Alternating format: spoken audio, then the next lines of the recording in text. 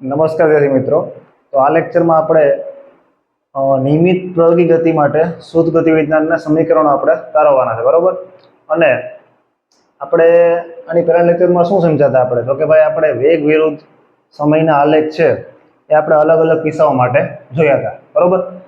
હવે આ જે સમીકરણો તારવવાની જે રીત છે, બરોબર, એ બે રીત છે. એક તો આલેખની રીત, આલેખ, બરોબર, કે જે આપણે આ લેક્ચરમાં જોવાની છે. જો અહીં બાજુમાં આલેખ મેં અત્યારે બનાવેલો જ છે. અને બીજી છે સંકલનની રીત, એટલે કે સંકલન અને વિકલનનો ઉપયોગ કરીને, એને કલનની રીત પણ કહેવાય, બરોબર. હવે આ લેક્ચરમાં આપણે આલેખ પ્રમાણે જોશું, બરોબર. આલેખની રીતે આપણે આ સમીકરણો તારવવાના છે. હવે આપણે એક સમીકરણ તો ઓલરેડી આપણે ભણી જ ગયા છે. કેવું સમીકરણ હતું તો કે v = v0 + at, બરોબર. હવે આ સમીકરણ શું બતાવે તો કે v એટલે અંતિમ વેગ, v0 એટલે શરૂઆતનો વેગ, a એટલે પ્રવેગ અને t એટલે સમય, એટલે કે ચાર રાશિ વચ્ચેનો આપણને સંબંધ બતાવે, બરોબર. હવે આના સિવાયના બે સમીકરણ છે એ આપણે આલેખની રીતે તારવવાના છે. તો સૌપ્રથમ આપણે આલેખને સમજીએ. ચલો બીજું એક પોઈન્ટ પહેલા ક્લિયર કરી લઈએ કે આ ચેપ્ટરમાં આપણે નિયમિત પ્રયોગી ગતિ, એટલે કે આપણો જે પ્રવેગ છે એ અચળ છે, પ્રવેગ છે બદલાતો નથી, બરોબર. એટલે આપણો જે ગ્રાફ છે આપણને કેવો મળશે તો કે આ રીતે સીધી રેખા મળશે, બરોબર. હવે માનો કે આ પેલા ગ્રાફ સમજી લઈએ. જો v અને t એટલે કે વેગ વિરુદ્ધ સમયનો આલેખ છે. હવે આપણે v0 એટલે કે અહીંથી કોઈ પદાર્થ ગતિ કરે છે, આ રીતે એનો પ્રવેગ વધતો જાય છે, બરોબર. પ્રવેગ વધે છે એટલે કે પ્રવેગમાં કંઈ બીજો ફેરફાર થતો નથી, એટલે પ્રવેગ અચળ છે. એટલે કે ગતિ કેવી થઈ તો કે ભાઈ નિયમિત પ્રયોગી ગતિ. અને શરૂઆતનો વેગ એનો v0 છે અને અંતિમ વેગ એનો v છે, બરોબર. તો આપણને અહીંયા એક પોઈન્ટ મળશે આ રીતે સામે, એને આપણે c બિંદુ નામ આપ્યું, અહીંયા b, બરોબર. હવે અહીંયા બિંદુ નામ આપ્યું અને આ છે ઉગમ બિંદુ એટલે કે o, બરોબર. અને અહીંયા d, અને અહીંયા આપણે સમય આવશે t. રેડી?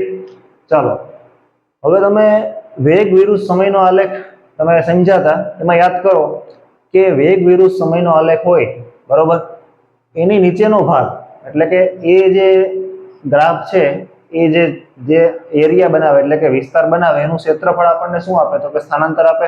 તો આ આલેખમાં તમે જો ઉપર ત્રિકોણ બને છે, નીચે લંબચોરસ, તો આ બંનેનું ક્ષેત્રફળનો આપણે સરવાળો કરીએ તો આપણને શું મળશે? સ્થાનાંતર. તો એને આપણે શું કહેશું? x. તો x બરાબર શું લખાય? ત્રિકોણ તો કે abc, ત્રિકોણ abc નું ક્ષેત્રફળ પ્લસ લંબચોરસ oacd નું ક્ષેત્રફળ, બરોબર.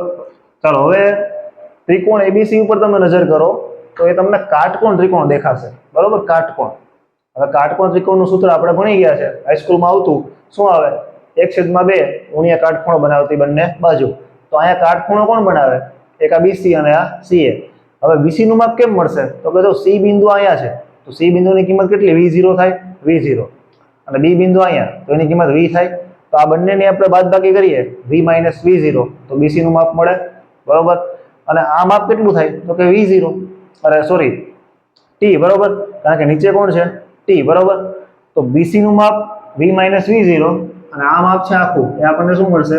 t, કારણ કે આ સમયની અક્ષ છે, બરોબર. તો 1/2 ગુણ્યા v - v0 t પ્લસ હવે ઓએસીડ એ તો લંબચોરસ છે તો એનું સૂત્ર પણ આપણને ખ્યાલ છે, લંબાઈ ગુણ્યા પહોળાઈ.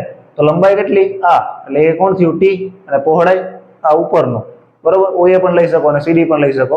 તો એની કિંમત કેટલી છે? v0. તો એનું સૂત્ર શું મળશે? v0 t, બરોબર. ચાલો હવે આને હું સમીકરણ નંબર 1 કહી દઉં, બરોબર. હવે જેટલું પણ આપણે ઓપરેશન કરવાના છે અથવા તો રમત રમવાની છે એ બધી રમત આ સમીકરણ 1 ઉપર જ રમવાની છે. એટલે કે આના પછીના જેટલા સમીકરણો મને મળશે એ બધા આના ઉપરથી જ મળશે, બરોબર. આ બંને ઉપરથી. તો જો પેલા આ સમીકરણ ઉપર તમે નજર કરો, v બરાબર v0 + at, તો એના ઉપરથી મને આ રીતે મળી શકે, આ ઇક્વેશન ઉપરથી v - v0 બરાબર at. આ v0 આ બાજુ લઈ આવ્યો તો એના બરાબર at મળે. હવે તમે સમીકરણ નંબર 1 માં જો અહીંયા v - v0 છે. રેડી? તો હવે હું શું કરીશ? આ v - v0 ની જગ્યાએ હું શું લખી નાખી? at. તો સમીકરણ 1 છે એમાં મને થોડોક ફેરફાર મળશે. તો એ કઈ રીતે લખાશે? હવે x = 1/2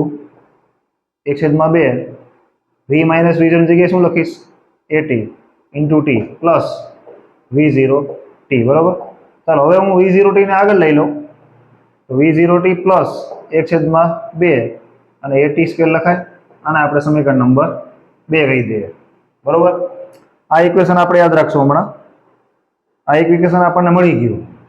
હજી તો કે હજી પણ આમાં થોડાક ફેરફાર થઈ શકશે બરોબર. હવે હું શું કરીશ કે આ 1/2 છે એને અંદર ગુણી નાખું. સમીકરણ 1 ની વાત કરું છું બરોબર. આ ઇક્વેશન આપણને મળી ગયું છે જે આપણે મેળવવાનું હતું એ. હજી બીજું પણ આપણે મેળવવાનું છે ને બરોબર. તો 1/2 ને અંદર ગુણી નાખું તો સમીકરણ 1 કેવી રીતે લખાય? આમ લખાશે. મેં હમણાં કીધું ને આપણે તમામ ઓપરેશન સમીકરણ 1 ઉપર જ કરવાના છે. તો 1/2 છે એને અંદર ગુણી નાખું તો આમ લખાશે 1/2 v ઇન્ટુ ટી બરોબર minus 1/2 v0 into T plus v0t. હવે અહીંયા જો અહીં 1 તો હોય એટલે 1 અને 1/2 એટલે બંનેની બાદબાકી થાય એટલે શું આવશે 1/2 vt પ્લસ 1/2 v0t. હવે આમાં તમે નજર કરો તો શું કોમન નીકળે 1/2 t. તો આ રીતે લખી શકાય v plus v0/2 into T બરોબર. હવે અહીંયા નજર કરો આ શું કહેવા માંગે v પ્લસ v0/2. હવે જો આપણે આ નિયમિત પ્રવેગી ગતિ લીધેલી છે બરોબર એટલે આને આપણે સરેરાશ વેગ તરીકે લઈ શકીએ. આ શરૂઆતનો વેગ અને અંતિમ વેગ છેદમાં 2 બરોબર. એટલે કે શરૂઆતનો વેગ અને અંતિમ વેગ એના ભાગ્યા 2 એટલે આપણને શું મળે સરેરાશ વેગ મળે. તો સરેરાશ વેગને આ પ્રમાણે દર્શાવી શકાય v/t. એક આ સૂત્ર મળ્યું બરોબર. હવે ચલો આપણે આને સમીકરણ નંબર 3 કહી દઈએ આ સમીકરણને કેમ કે હજી મારે એનો પાછો ઉપયોગ કરવાનો છે. હવે સમીકરણ નંબર 3 તમે જો એમાં પાછો t આવ્યો તો ફરી પાછો આ સમીકરણ જો v - v0 પ્લસ at. તો આના ઉપરથી મને t મળી શકે.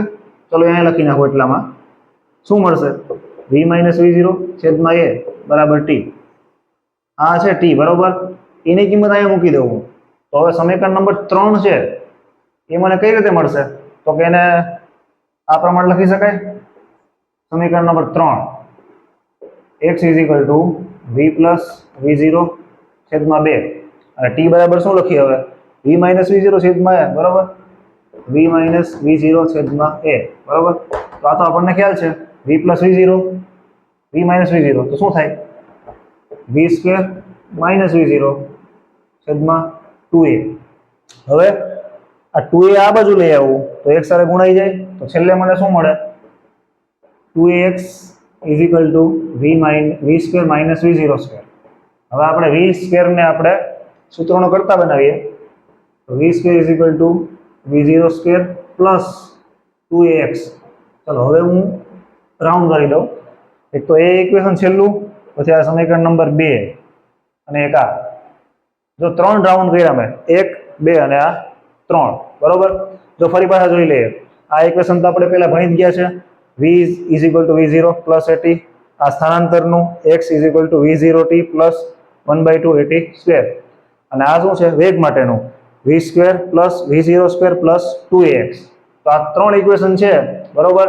3 સમીકરણ એને શું કહેવાય નિયમિત પ્રવેગી ગતિ માટે શુદ્ધ ગતિ વિજ્ઞાનના સમીકરણો. હવે પહેલા હું 3 સમીકરણ ફરી પાછા લખી નાખું બરોબર. આપણે માત્ર આ એક જ વસ્તુ મેળવવાની છે. બાકીનું બધું આપણે આ સમીકરણ નંબર 1 ઉપર જ કરવાનું છે એટલે તમને ઓટોમેટિકલી આ ઇક્વેશન તો છે જ બાકીના બંને ઇક્વેશન મળી જશે બરોબર. હવે ફરી પાછા હું 3 ઇક્વેશન લખી નાખું.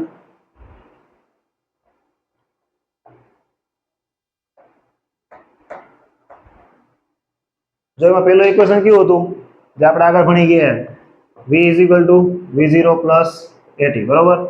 બીજું x = v0t plus 1/2 at². Ready. અને લાસ્ટમાં v² = v0² પ્લસ 2ax. ચલો આ 3 ઇક્વેશન છે અને આનો દાખલામાં બહુ ઉપયોગ થવાનો છે બરોબર.